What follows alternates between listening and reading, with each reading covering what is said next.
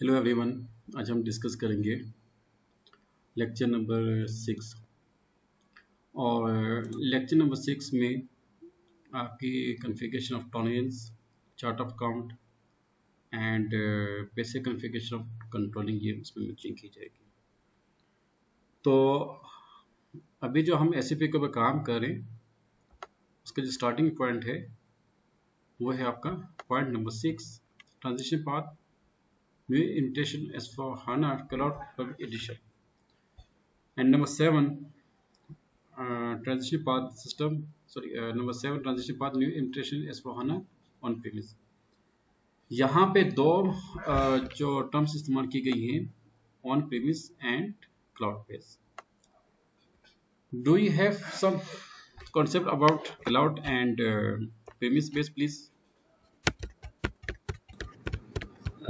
Sir ये cloud based I think ये जो SAP का अपना डाटा बेस है वहाँ पे हम इसको इम्प्लीमेंट कर रहे हैं, और जो प्रेमिसेस है वो कंपनी है जो अपना डाटा यहाँ पे ऐड करेगी। ठीक है, लेकिन इसमें थोड़ा सी आपको मैं क्लियरफाई कर दूं। आपने कहा कि हम सर्वर के ऊपर वो डेटा के ऊपर डेटाबेस के ऊपर इम्प्लीमेंट करते नहीं। आपने दोनों केसेस में अपने क्लाइंट यानी कि ऑर्गेनाइजेशन में ही एससीपी को इम्प्लीमेंट करने। अब कोई भी सॉफ्टवेयर होते हैं ना, उसको रन अप करने के लिए हमें क्या चाहिए होते हैं? डेटाबेस। डेटाबेस जो है या तो आप अपने फिजिकल फॉर्म में लेके आते हो सर्वर को, या उसको क्लाउड फॉर्म में उसकी स्टोरेज को परचेज कर रहे होते हैं। लेट से आपने एक सॉफ्टवेयर को इम्प्लीमेंट कर दिया किसी भी ऑर्गेनाइजेशन में, और वहाँ पे आपको पता है कि डाटा की स्टोरेज होती है ना, मतलब सर्वर मौजूद होते हैं। फिर आप क्या करते हो कि या तो रैक के जरिए सर्वर इंस्टॉलेशन करते हो, या फिर एसएपी से जो वर्चुअल स्पेस है वो आप बाय करते हैं। ओके, उसको हम कहते हैं क्लाउड बेस। अंडरस्टूड? तो काम दोनों में सेम होता है, और दोनों में क्या आपने करना होता है, ये जो यहाँ पे एंटरप्राइज स्ट्रक्चर आपने डिफाइन किया, फिर जो बेसिक कॉन्फ़िगरेशन है वो आपने इस पर काम किया, और उसके बाद आपके जो है ये यहाँ पे SAP portfolio and project management, इसके जो कंपोनेंट्स हैं आप इस पर काम कर रहे होते हो। Activate business content, data sources, global customising, base system interface, user management, utilities, और बिजनेस एड-इन्स एंड कस्टमर्स इंक्लूड, इस पे जो है आप लोग काम कर रहे होते हैं। ओके, तो बेसिक जो चीज़ें हैं वो उसमें आप एक पहले कंपनी का स्ट्रक्चर को डिफाइन करते हैं, फिजिकल ईयर उसमें आता है, posting period, variant, tolerance, chart of count, controlling. This configurations are very important for project activate system और मैनेजमेंट। ओके, अच्छा, उसके बाद प्रोजेक्ट सिस्टम, यहाँ पे जब आप आते हैं इसमें स्ट्रक्चर्स हैं, डॉक्यूमेंट्स हैं, कोलैबोरेशन है, क्लेम है, प्रोडक्शन रिसोर्सेज टूल्स हैं, कॉस्ट है, रेवेन्यूज हैं, अर्निंग्स हैं, पेमेंट्स हैं, और a lot of things are given here. You have to work on these configurations. अच्छा, अब एक और चीज़ ये है कि प्रोजेक्ट सिस्टम का मतलब क्या है। आम तौर पे ना प्रोजेक्ट के ऊपर ये आता है कि भाई आपने एक कोई भी सिस्टम को लॉन्च करना हो, या कोई भी एक नई चीज़ की प्रोडक्शन करनी हो, या सर्विस आपने परफॉर्म करनी, जो भी आपकी बिजनेस प्रिंसिपल लाइन को आपने एग्जीक्यूट करना है, तो उसके पहले सबसे पहले उसकी क्या होती है, प्लानिंग होती है। प्लानिंग के बाद हम कहाँ पे जाते हैं, उसके फोरकास्टिंग में जाते हैं। फोरकास्टिंग के बाद उसकी हम कहाँ पे फोकस करते हैं, बजटिंग में। बजटिंग के बाद हम उसकी एक्चुअल कैलकुलेशन के ऊपर फोकस कर रहे होते हैं, राइट। तो it doesn't mean that if you are not accountant or finance professional you don't have any concern with finance account, this is not wrong, this is wrong concept. okay, you have to be involved in finance, you have to be involved in accounts, you have to be involved in cost, okay, if you want to become professional project manager. Understood? I just ask a very simple question. Do you think that is there any business which can be operated without cost and finance? No sir, there is no one. Exactly. So every type of Yes. business require finance and cost, so you have to you have to deeply focus on finance and cost. Okay, अब यहाँ पे जो आपने Yes. Finance और cost को focus करना है, it doesn't require financial accounting जो आपके वो होते हैं ना, वो थियोरेटिकल जो चीजें इन्वॉल्व होती हैं उस पर फोकस करें। या मैं आपको एक सिंपल Yes. एग्जांपल देता हूँ स्टूडेंट्स, देखें आपने एक बिल्डिंग की कंस्ट्रक्शन करनी है। Yes, sir. आपने एक कोई भी जैसे कि यहाँ पे अंडरपास बन रहे और फ्लाई ओवर बन रहे, तो आपने एक फ्लाई ओवर बना दिया, आपने एक हाउसिंग सोसाइटी बना दी। फिर एक ब्रेक हम छोटे से Yes, हाउस की बात करते हैं। आपने एक नाल घर बनाना है डबल पोर्शन, तो आपको मालूम होगा कि भाई इतनी मेजरमेंट दीवारों की होगी, इतने दरवाजे होंगे, फलां फलां मेजरमेंट आप पहले कलेक्ट करे होते हैं ना किसी इंजीनियर से मिलके, ऐसे ही है। yes, sir. फिर इंजीनियर Yes, sir. आपको बताता है भाई आपने ये डिजाइन करना है, तो इसमें ये आपके मटेरियल यूज होगा, इतना आपका सीमेंट यूज होगा, इतना आपकी बजरी यूज होगी, इतना आपका रेत यूज होगी, इतनी आपकी सरिया यूज होगा, इतनी आपकी लेबर यूज होगी, इतनी आपकी सैनिटरी का सामान यूज होगा, इतना आपका वुड का सामान यूज होगा, इतनी आपके इलेक्ट्रिशियन का सामान यूज। तो ये तमाम चीज आपको पहले प्लानिंग फिर कॉस्टिंग के मुताबिक आप उसकी बजटिंग कर रहे होते हो।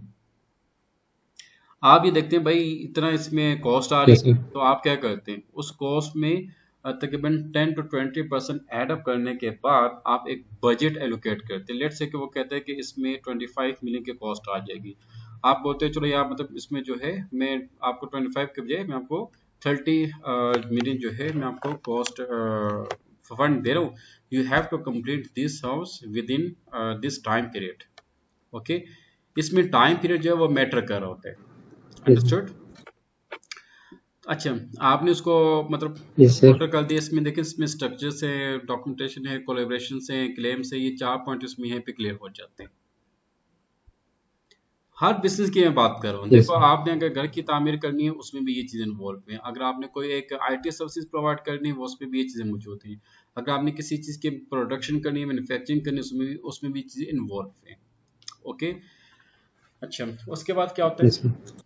आपने टाइम फ्रेमवर्क दे दिया भाई, you have to complete this house within 6 month. तो क्या होता है, जो लेबर होती है, जो कंसर्न पर्सन होते हैं जिनको आपने कॉन्ट्रैक्ट दिया होता है, वो अपना काम करते हैं, साथ साथ आप सुपरविजन भी कर रहे होते हो। क्या आपने कभी ऐसे देखे कि एक आदमी जो है वो अपना बिजनेस चला रहा है और उसने अपने सारे मतलब एम्प्लॉयज को हायर किया हुआ है, उसने अपना सारे बिजनेस जो है अपने एम्प्लॉयज को हैंड ओवर किया हुआ है, खुद वो आराम से बैठा हुआ है, कभी ऑफिस जाता नहीं, कुछ भी नहीं करता, तो at the end of month क्या होगा, at the end of year क्या होगा? जितने भी सर वो इश्यूज आएंगे सर उसमें मिसाल के प्रोजेक्ट तौर पे में आप अपने घर बना, डिलेज आएंगे। जी आप एक कंस्ट्रक्शन का काम करते हो, आप खुद वहां पे नहीं जाते, आप अपना सारा काम जो है वो मतलब लेबर को लगा दिया, आगे पीछे कर दिया, आप उनको सारा काम हैंड ओवर कर रहे हो, मतलब खुद नहीं जाते, आपने उनको किया हुआ है। तो क्या होगा, जहाँ पे आपकी सुपरविजन नहीं होगी वहां पे काम का सत्यानाश हो जाएगा। ऐसे ही है। बिल्कुल सर। तो आप ये जी देखते ऐसे हैं ही है क्या सर। ये काम स्टैंडर्ड के मुताबिक हो रहा है, क्या बजरी सही इस्तेमाल हो रही है, रेत सही इस्तेमाल हो रही है, और जो सरिया है वो उसका ठीक इस्तेमाल करे। तो ये सुपरविजन जो है ये भी काफ़ी ज़्यादा मैटर कर रही होती है, और टाइम फ्रेमवर्क भी इसमें काफ़ी मैटर कर रहा होता है। तो इसमें मतलब देखिए आपके लेट्स से कि प्रोडक्शन सोर्सेज आपने देखने हैं, कॉस्ट इसमें आती है, रेवेन्यूज इसमें आ जाते हैं, पेमेंट्स इसमें आती हैं, डेट्स इसमें आती है, रिसोर्सेज इसमें आते हैं, मटेरियल्स आती हैं, कंफर्मेशन आती है, सिमुलेशंस आती हैं, और ये जितने भी पॉइंट्स हैं ये इस एक एग्जांपल में क्लियर हो जाती है। Right, yes sir. देखें जब आपको एग्जांपल क्लियर हो गया ना तब आपको सही समझेगा भाई हमने करना क्या है। अब मुझे यहाँ पे एक और चीज़ बताएं, आपका जो सब्जेक्ट है मैनेजमेंट साइंसेज, आप क्या कर रहे हो, प्रोजेक्ट मैनेजमेंट कर यस रहे हो, प्रोजेक्ट मैनेजमेंट सर। एमएस इन प्रोजेक्ट मैनेजमेंट, और उसमें यस क्या मुझे बताएं क्या उसमें फाइनेंस है या नहीं, यस और नो? Yes sir. उसमें आपकी वो है कॉस्ट है या नहीं, जी सर। सप्लाई चेन उसमें है या नहीं, यस सर सप्लाई चेन भी है। लॉजिस्टिक भी उसमें होगा, यस सर सप्लाई चेन में वो भी सर ऐड है। और उसमें आपको प्रोजेक्ट सुपरविजन के कुछ ना कुछ आपको उसमें टूल्स भी दिए गए होंगे। यस सर, बिल्कुल। वो इसमें प्राइमरीरा सर, हाँ जी, वो भी उसमें आता है। बस प्रोजेक्ट। जी यस। और उसके अलावा इसमें ये मतलब ये 5 इसमें लिटिल बिट आपकी आईटी भी इन्वॉल्व होगी। जी सर, बिल्कुल। ये 6 पॉइंट्स उसमें है ना। जी बिल्कुल सर। और अभी जो मैंने आपको एग्जांपल बताई उसमें भी ये चीज़ें हैं। सही है सर। ठीक। अब हम आते हैं एसएपी के ऊपर। अब इसमें एसएपी के ऊपर आपने अपने जो एजुकेशन को कैसे इम्प्लीमेंट करने, मैंने यस सर। आपको कुछ जो स्टार्टिंग के जो लेक्चर्स है ना उसमें मैंने आपको कुछ चीज़ें एक्सप्लेन की हैं कि भाई आपने ये देखने के सबसे पहले एसएपी के वर्जन कौन कौन से हैं। ऐसे ही है, ऐसे ही ना। यस सर, बिल्कुल। अच्छा, फिर आपको मैंने बोला कि भाई आपने एसएपी के मतलब वर्जन को देख लिया, फिर इसके वर्जन के बाद जो इसके सॉफ्टवेयर्स हैं वो देख लिए, फिर सॉफ्टवेयर को कैसे बाय किया जाते हैं, कि लाइसेंस क्या होते हैं उसको आपने देख लिया, फिर आपने एस4हाना को देख लिया, फिर आपने एस4हाना को इंडस्ट्री में इम्प्लीमेंट कैसे करते हैं आपने इसको देख लिया। अब आप क्या कर रहे हो, इसके जो बेसिक पैरामीटर्स की कॉन्फ़िगरेशन कर रहे हैं, यस सर। राइट। अच्छा, तो ये आपने देखना है कि अभी आपका जो फेस है ना वो कहाँ पे है इसमें, इन दोनों में।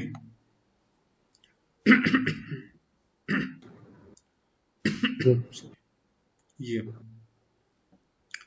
तो जब हम इसको हम कंप्लीट कर लेंगे ना, तो इंशाल्लाह भी हम जो है हम बाकी स्टेप्स को फॉलो करते जाएंगे और इंशाल्लाह आपके तमाम टॉपिक्स जो है इसको हमने कंप्लीट करने हैं, राइट। अब एक और मैं आपको यस। एग्जांपल ये देता हूँ कि लेट्स से कि आपका एक बिजनेस है, बिजनेस में क्या है कि आपने जो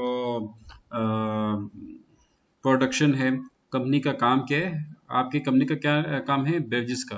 बेवरेजेस का काम क्या होता है, मैन्युफैक्चरिंग करना, प्रोडक्शन करना। यस तो आपने ये काम करने के प्रोडक्शन के ऊपर फोकस करना है, और नेक्स्ट क्लास में आपको मैं एक रोड मैप दूंगा कि कंपनी का जो सोर्सिंग या प्रोक्योरमेंट का जो रोड मैप है उसमें आपने कैसे अपने आप को इंगेज करना है as project system, project activation manager, right. तो ओके सर। फिर उससे भी आपके फाइनेंस भी इन्वॉल्व होगी, कॉस्ट भी इन्वॉल्व होगी, और आपकी जितनी भी चीज़ें हैं उसमें इन्वॉल्व होंगी इंशाल्लाह। उसको हमने कंप्लीट करने के बाद फिर यस। हम क्या, अच्छा वो जब आपका कंप्लीट हो जाएगा ना तो आपका ये चीज़ यस कंप्लीट हो सर। जाएगी इंशाल्लाह। जी इंशाल्लाह सर। और ये भी कंप्लीट हो जाएगा, आपका नंबर 4 और नंबर 9 कंप्लीट हो जाएगा इंशाल्लाह। फिर उसके बाद ये जो यस। चीज़ें ये आपके लिए तकरीबन काफ़ी इजी टू अंडरस्टैंड हो जाएंगी, राइट। जी बिल्कुल राइट सर। अच्छा, तो अभी ऐसे है कि जो मैंने आपको लेक्चर नंबर 6 फॉरवर्ड किया है ना, मैं भी आपको लेक्चर नंबर 6 फॉरवर्ड करता हूँ, उसको आप अच्छे से कंप्लीट कर दो, इसके अच्छे से नोट्स बना लें, यस और नेक्स्ट क्लास में इंशाल्लाह हम सर। जो है थोड़ा सा आपसे टाइम लेके तो रोड मैप जो है उसको हम कंप्लीट कर देंगे इंशाल्लाह, इंशाल्लाह राइट। तो आपने बहुत अच्छी असाइनमेंट की, इसको मजीद इम्प्रूव करें और जो भी इश्यूज आते हैं मुझसे डिस्कस करें। सर। ओके, जी थैंक सर, यू। जरूर सर। Thank you.